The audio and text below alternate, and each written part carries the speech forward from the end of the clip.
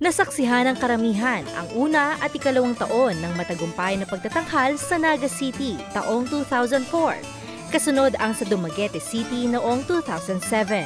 This year, the third International Rondalia Festival in Tagum City is named Kuwerda sa Pagkakaisa.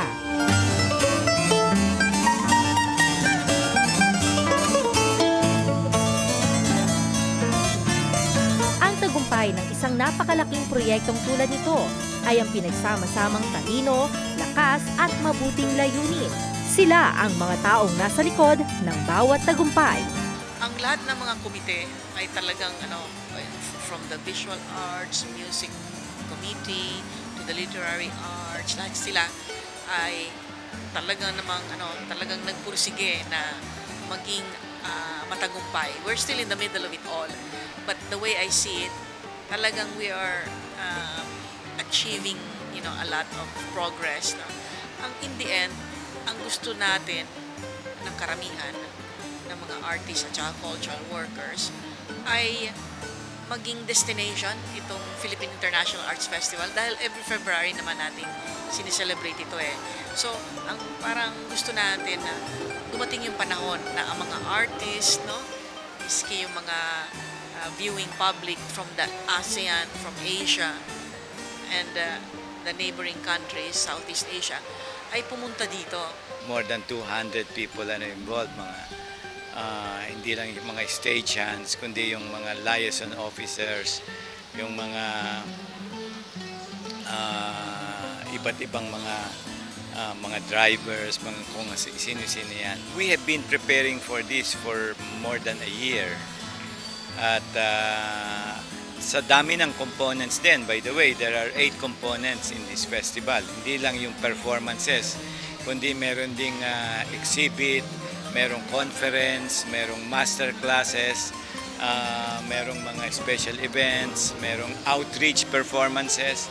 Marami. I think we have prepared well as much as we can. Gusto namin na gawin mas more on, magkaroon siya ng parang more on Mindanao symbol and also a Philippine symbol. And kung matatandaan ninyo, the Sari Manok has become parang naging symbol na siya ng Philippines. Na hindi lang din siya na-associate sa Mindanao and also yung Philippines. We tried to incorporate the number 3 as part of the body of Sari Manok, but also the number 3, yun yung nagsisimbolize ng kanyang parang sort of a parang gitara or the body of a guitar or body of a bass. And then there's a meron siyang handle papunta sa taas. Then the original element of Kuwerda sa Pagkakaisa, which is the theme of the festival, yung Strings of Unity, is the 3 strings, tapos yung mga tao around it.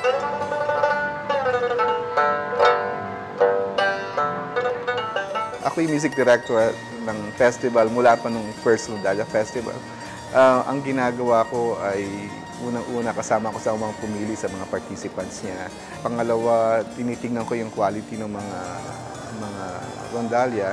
Kasama ko sa nagde-decide kung sino dapat kasama sa Rondalia. Pero itong pangatlong festival, ang isang naging, I think isa sa mga ginawa ko ay nag-train kami ng mga Rondalia, especially the local Rondalias, kung paano nila ayusin yung kanilang, para madagdagan yung kanilang paraan ng pagtugtog.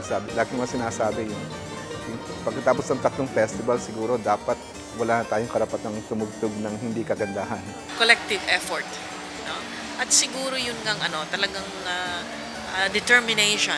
Determination and yung lahat ng effort. Alam mo naman yung mga artists at cultural workers, yung dedication nila, hindi mo talaga, talagang talagang binibigay nila ang lahat, Yun, I think yun ang pinaka-importante, yung pagkakaisa, na talagang bigyan halaga, at bigyan pagpupugay ang ating mga artists.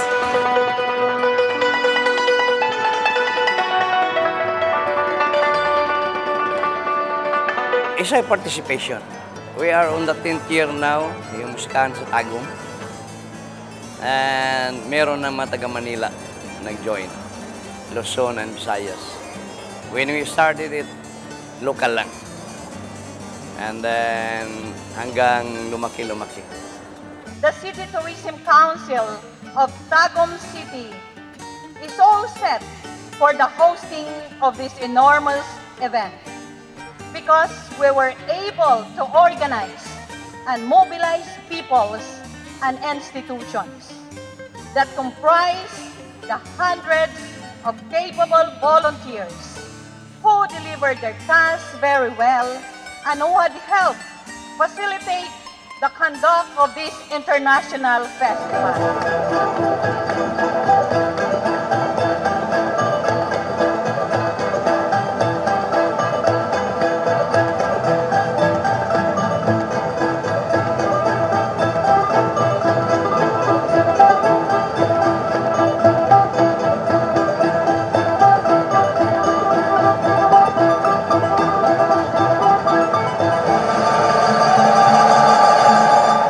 Successful at saka maganda.